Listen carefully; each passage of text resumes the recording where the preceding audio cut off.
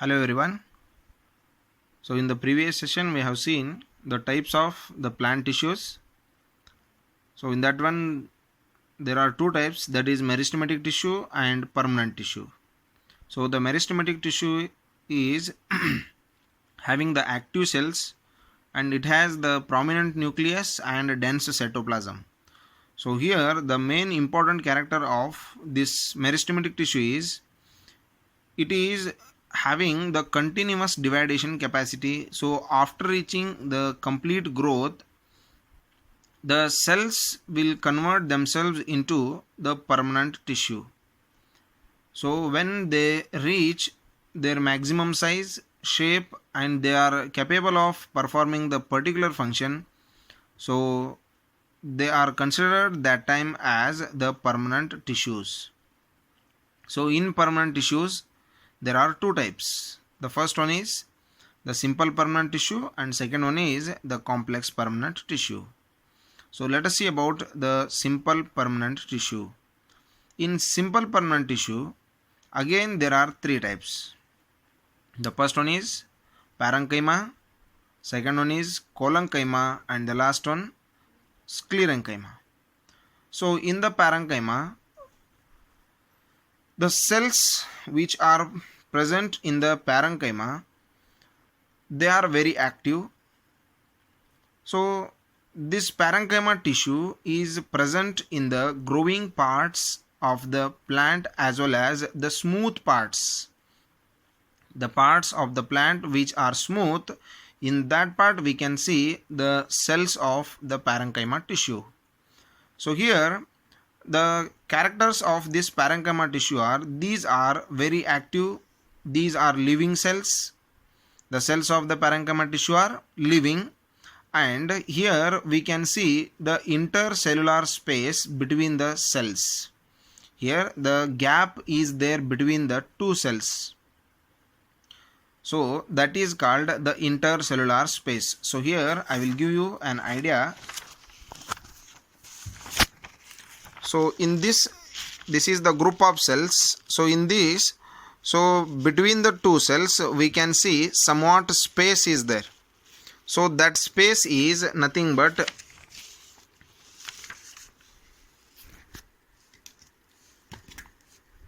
so here this is the cell and this one is the cell. So here this area is nothing but the intercellular space. The space which is present between the two cells, that is called the intercellular space.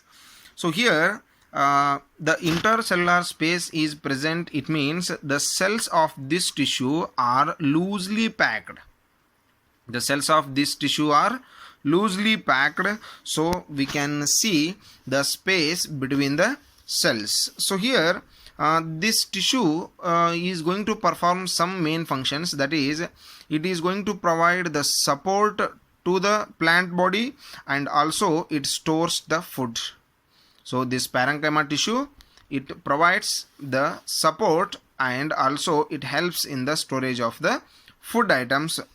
And here in some situations this parenchyma tissue contains the chlorophyll.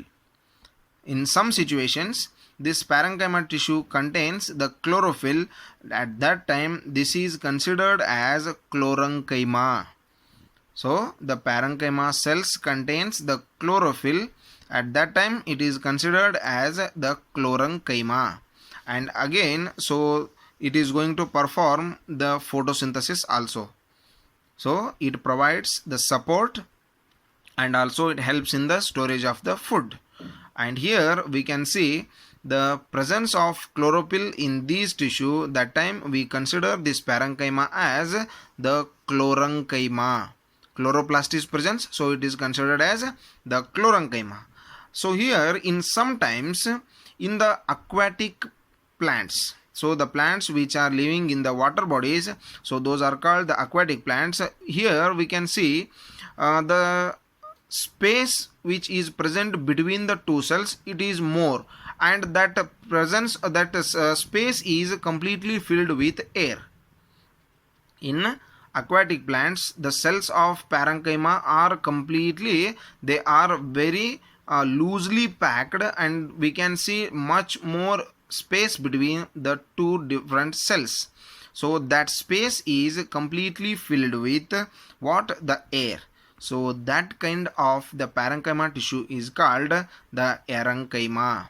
So the first one, the presence of chlorophyll is called chlorenchyma, and the second one is the presence of air between the two cells or between the two different cells, that is called aerenchyma. So here it provides the buoyancy to the water plants, so that can flow, that it helps it for floating the plants on the water surface. So this is nothing but what the first type of the simple permanent tissue, that is the parenchyma.